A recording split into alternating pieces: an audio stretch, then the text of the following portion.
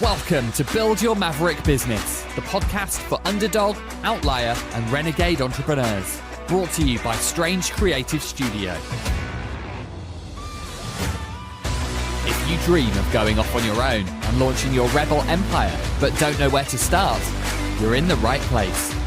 We'll teach you how to use mindset, branding, and practical advice to build a killer business and transform your world. And now, here's your host, founder of Strange, Alex Pitt. Hello everyone. To my UK listeners, I hope you had a lovely 4-day weekend. I hope you're recovered. I'm recording this on the Tuesday after said 4-day weekend, and I don't know if you can hear it in my voice, but oof, it was a heavy one. It was a really fun one, but bloody hell, I'm glad that we're only celebrating that once every, 75 years? Can't be doing that all the time. I'm too old for this now. To my non-UK listeners, we had a 4-day weekend for the Platinum Jubilee, and it was basically just an excuse for everyone to get drunk in the street. And yeah, a lot of people took up the offer. Anyway, it was a great time. It was a lovely weekend, but I'm not here to talk about the Platinum Jubilee. I'm actually here to talk about something else that I got up to over the weekend, which inspired this week's episode. I went to a music festival.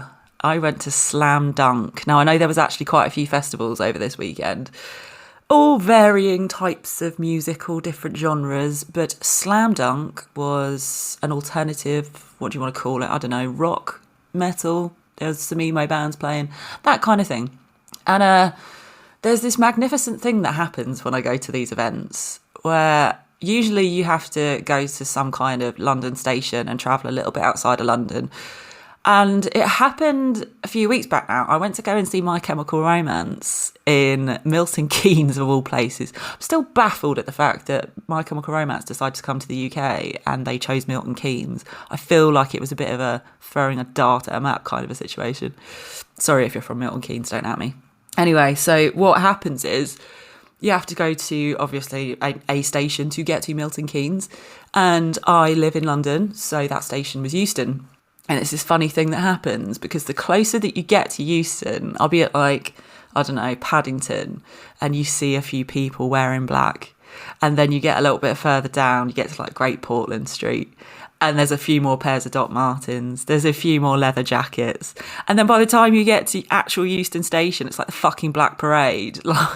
There's just emo kids everywhere.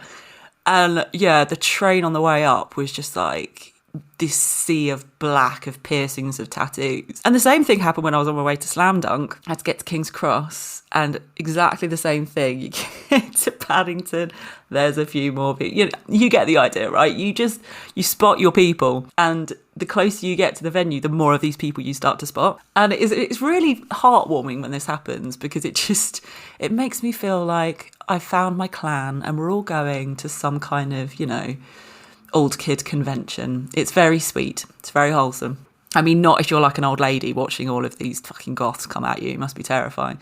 But it's fun from the inside. Now, I love these events because when I see that kind of thing, it reminds me of one of the fondest members of the Strange team, the legend that is Max. And I'm going to tell you about Max. If ever you visit Strange HQ, you will see Max's face a lot. And let me describe him for you. He is, seeing as this is a podcast and you can't see him, so he's got a lot of tattoos, he's got a beard, he is always wearing black. He's that kind of rebellious, no fucks given kind of a character. He's 50 odd years old. He's director level, he's a senior guy. He calls a lot of the shots, and he is obsessed with brands like Great Frog. He's always kitted out in a load of skull rings. He's always wearing his Doc Martens. He's a musician. He loves Marshall. We know that I love Marshall. He's got a massive vinyl collection. He's always at Reading and Download Fest. You bet your ass he was with me at Slam Dunk and My Chemical Romance. At the weekends, you will find him in a tiny backstreet venue in Camden, usually the Black Heart, World's End, Devonshire Arms, Underworld. Max is an absolute legend. We love Max. He also doesn't fucking exist. Ooh, didn't see that one coming, did you? Unless you've heard me talk about Max before, which I do. No, Max is not a real person. He is, however, one of the personas that we use at Strange. Aha. See, it always comes back to business. You think I'm just going to sit here and ramble about what I got up to at the weekend? Oh no. This is business advice here, guys. Now, personas are such a fucking useful tool when you're building out your brand. They are the way that you work out who you are targeting, who you're speaking to. And rather than just giving it some generic bullshit stats like, this person is X years old and they, I don't know, live in this area and they have this income level. Like, it's so fucking generic, right?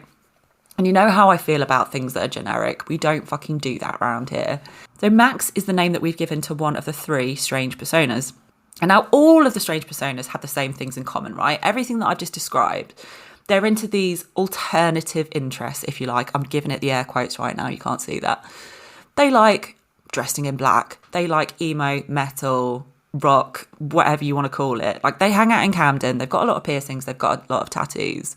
They are the rebels, the outlaws, the mavericks. And now, if you've listened to this podcast before, you will have heard me using those exact words. The mavericks, the outliers. That is who we're targeting, right? And it's not just people who are out breaking the law. No, these are very specific, rebellious, no fucks given kind of people. And everything that I just described, the black parades, these alternative people that you see, that's the Strange audience, and that's who we're targeting. And so giving them names and understanding how they tick, what they look like, where they're hanging out, the kind of brands that they're into, what fires them the fuck up, that's so much more powerful than going down the route of demographics. So location, age, income, very kind of statistic-based stuff. Now, if you think back to my little fangirl rant that I have in the episode, a few episodes ago now, Your Brand Is Not Your Logo, where I essentially just went on a little bit about how much I love Marshall. I really fucking do, by the way. And how I had that connection with them. Even though I don't play an instrument, I'm not musical, but I feel such a strong connection to that brand because I feel like Marshall are my people. Marshall are in my clan. That's who I want to align myself with. Now, Strange, as a brand, is powerful enough and strong enough that we naturally attract those kinds of people. The Black Parade swarm towards us. It's not that I'm banging on about how great our design services are or how cheap our prices are or how strong our systems are. It's that our audience see themselves in what we put out. Now, Max has a stock photo that we use in a lot of our advertising. And that advertising does very well because the Maxes of the world see themselves, they recognise themselves, and they want to align themselves with us. That's the power of a persona. Because we are so specific about who we want to speak to, those people naturally gravitate towards us. They see themselves in what we're doing. So creating personas is such a powerful thing to do because you give people the opportunity to see themselves in what you're doing. Now, the other reason why personas are so useful for us is that we have 3, and they are 3 tiers, if you like. Now, I mentioned that Max is in his 50s, and he's in a director level role. Now, he is the top tier persona. The Strange offering is everything from free downloads to this podcast, which I like to give out for absolutely nothing to help you guys out. You are welcome. To online programs, which are a couple of £100, you know? That is the low end of what we do. That's the kind of low-hanging fruit. Now, at the other end of our service offering, we've got 5-figure packages. We've got things that cost tens of thousands of pounds. Now, the person who is buying the couple of £100 online program is not going to be spending 10, 20 grand on branding. They're just not. Maybe in a few years' time. So we need to make sure that the way that we speak to the person who's buying the low-hanging fruit is not the way that we're speaking to the person who is going to be buying the 5-figure branding package. And that language is very different. The offering is very different. Using personas, it not only helps us create a picture of who these people are as living, breathing humans, not facts and figures, actual people, but it helps us work out how we are speaking to those people. What kind of language do we need to use? What problem are we solving for them? The problem that we're solving for the low end tier, they're called Jamie, by the way. Now, our 3 personas are Jamie, Morgan and Max. The reason that we chose those names is because they are gender neutral, because we don't serve a specific gender. Another thing that we've included in our personas, right? So it may be that you're only speaking to women, it may be that you're only speaking to men, and maybe that you're only speaking to non-binary people. It totally depends on what your service offering is, what your product is, who you want to speak to. But getting really crystal clear on that makes such a difference. So when we do speak to the Jamies, the low-hanging fruit people, we are offering them something which isn't a huge monetary investment. And we're saying, look, you can have this brand strategy, you can have this understanding of how branding works for this low investment.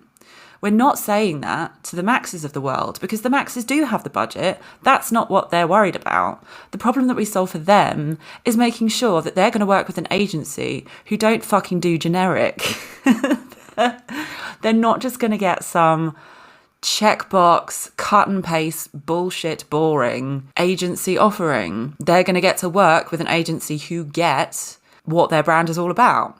Now, these are the directors of the Great Frogs, of the Marshalls, of the Doc Martens. Those are the kind of people that the Maxes are.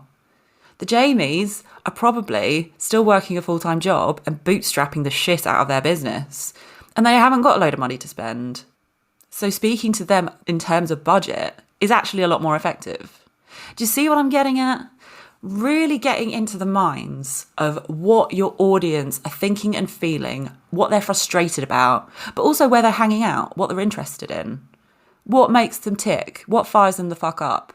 Really picture them like a living, breathing human. Give them a name and work out what problem you solve for that person. And it will shape so much of your messaging, of your creative, of everything. And it'll also probably help you create some more products, because once you understand what makes them tick, you know how to help them. All right, guys, short and sweet for this week, but I think that's hopefully enough to get you thinking.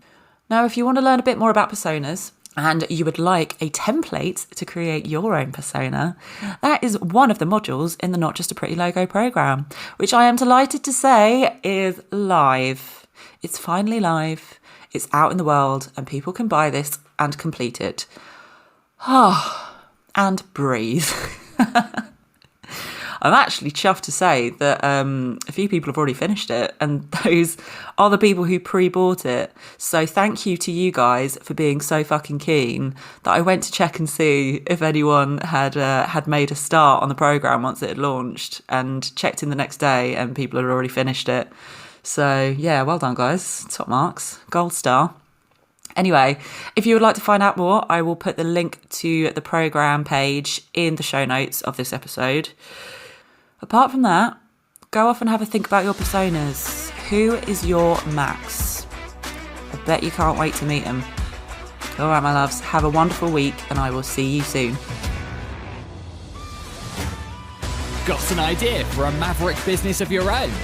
Learn how to build a powerful brand that will get people obsessed with our online program, Not Just a Pretty Logo. You'll learn a simple step-by-step framework that will kickstart your killer brand and help you find your raving fan base.